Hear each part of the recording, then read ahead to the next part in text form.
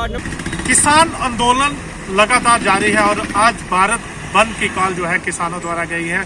आपको बता दें कि उधमपुर में भी किसान आंदोलन का असर जो है वो देखने को मिला है। इस समय हम उधमपुर के मेटाडोर स्टैंड में मौजूद है। यहाँ भीड़ भाड़ रहती थी, खचाखच भरा रहता था मेटाडोरों से ये मेटाडोर स्टैंड, लेकिन आज यहाँ पे पूरी तरह से वीरानगी छाई हुई है। कोई भी मेटाडोर नहीं दिखाई दे रही है।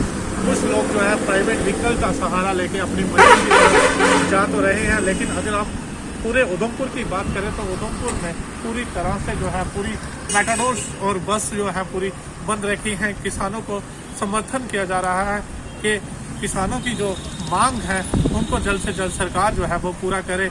अगर हम उधमपुर की बात करें तो उधमपुर में लगातार सुबह से ही किसानों के पक्ष में जो है वो प्रदर्शन किया जा रहा है कि अभी ही कुछ देर पहले डीसी ऑफिस कार्यालय के बाहर भी जो है सिख युवाओं द्वारा एक प्रदर्शन किया गया, जिसमें उन्होंने किसानों की जो मांगे जो है जल्द पूरा करने की बात कही है। नमस्कार, मेरा नाम परमजीत सिंह है और हम आज का ये जो प्रोटेस्ट कर रहे हैं ये फार्मर्स जो हमारे दिल्ली बॉर्डर पर बैठे हुए हैं हम उनके लिए कर रहे हैं, उनके सपोर्ट में कर रहे हैं। और जो वो अपने लिए नहीं, वो हमारे लिए बैठे हुए हैं कि जो आटा आज 25 रुपए किलो है, अगर वो कॉरपोरेट के हाथ में चला जाएगा वही आटा ठीक 6 महीने बाद 150 रुपए किलो हो जाएगा। वो फार्मर्स हमारे लिए बैठे हुए हैं। और मोदी जी के आगे मैं यही अपील करना चाहता हूं कि मोदी जी, जब आपने वोट लेने होते हैं तो आपका चेहरा, और जब फार्मर्स से बात करनी है, आज 12 से 13 दिन हो गए हैं फार्मर्स बॉर्डर पर बैठे हुए हैं और आज तक मोदी जी उनसे बात करने तक नहीं आए। और कभी किसी मंत्री को भेज रहे हैं, कभी किसी मंत्री को भेज रहे हैं। जब वोट लेने हैं तो मोदी जी का चेहरा। और लास्ट में मैं यही कहूँगा कि आज किसान जो दिल्ली के बॉर्डर पर बैठा हुआ है, उन्हीं के बेटे जो आज चाइना के बॉर्डर पर बैठे हुए हैं और आज पाकिस्तान के बॉर्डर पर बैठे हुए हैं और वो वहां पर मर रहे हैं और वो दिल्ली के बॉर्डर पर मर रहे हैं, तो क्या ये इंसाफ है? मोदी जी कह रहे थे कि मैं देश ना झुकने दूंगा ना बिकने दूंगा, और मोदी जी आज देश झुक भी रहा है और आज देश बिक भी रहा है। मोदी सरकार। मेरा नाम निशांत खजूरिया है। मेरी सेंट्रल गवर्नमेंट से यही अपील है, जैसे हमारे भाई ने कहा कि किसान आंदोलन हमारे पिछले 2 महीने से चल रहा है। सेंट्रल गवर्नमेंट से यही अपील है, अगर किसानों को अगर ये ला अगर उनकी फेवर में होता तो वो आज 2 महीने से कि दिल्ली बॉर्डर पे नहीं बैठे होते। सेंट्रल गवर्नमेंट से यही अपील करते हैं, ये काले कानून एज सून एज पॉसिबल इसको खत्म किया जाए। किसान एकता।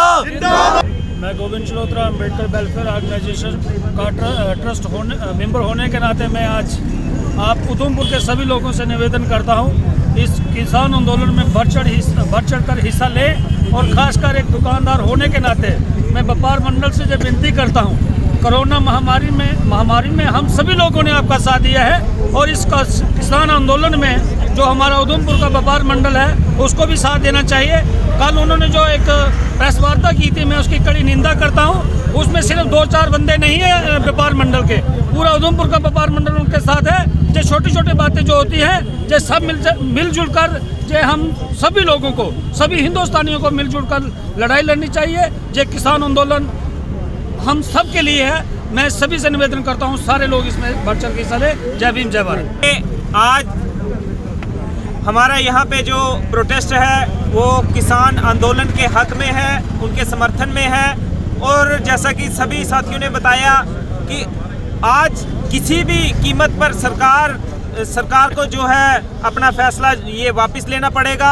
और ये जो 3 कानून इन्होंने लाए हैं, ये एसेंशियल कमोडिटी एक्ट जिसके तहत इन्होंने 23 फसलें जो है वो एसेंशियल कमोडिटी से बाहर कर दी गई हैं, जिसका मतलब है कि सरकार इसको, ना ही स्टेट की सरकार ना ही सेंटर की सरकार की इस पर कोई रेगुलेशन नोटिस आएगी।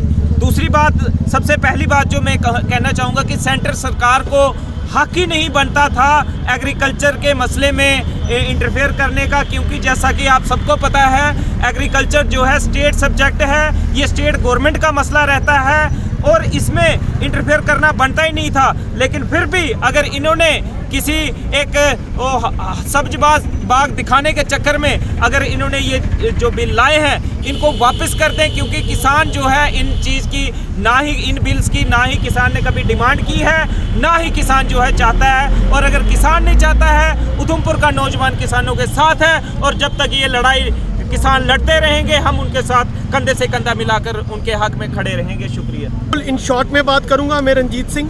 पहली बात कि भारतीय सरकार को ये जो फॉर्म्स बिल्स हैं जो इन्होंने बनाए हैं एक्ट्स, उनको वापस लेना चाहिए।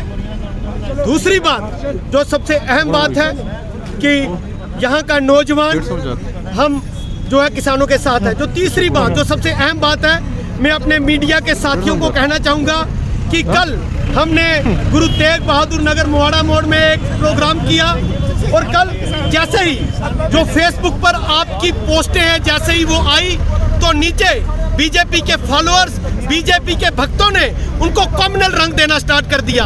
तो ये जो मेरी अपील है, ये जो मेरी रिक्वेस्ट है, ये उधमपुर के लोगों के लिए है। मैं उन बीजेपी के फॉलोअर्स को कहना चाहता हूँ कि हिंदू सिख एकता जिंदाबाद जिंदाबाद। हम इस्लाम, सिखिज्म, हिंदुइज्म किसी के खिलाफ नहीं है। और मैं आपसे पूछना चाहता हूँ, आप हमारी राजनीति को 20-25 सालों से जानते हैं, आप हमें ये बताइए कि हमने कब कम्युनल बात की, हमने कब यहाँ पर दूसरे किसी देश के एजेंडे की बात की।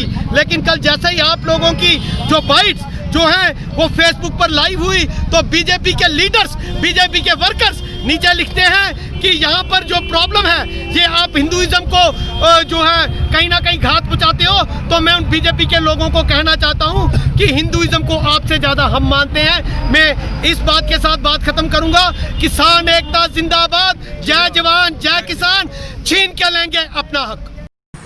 कैमरामैन रोहित के साथ राकेश भटियाल, बहु एक्ट्रेस न्यूज, उधमपुर।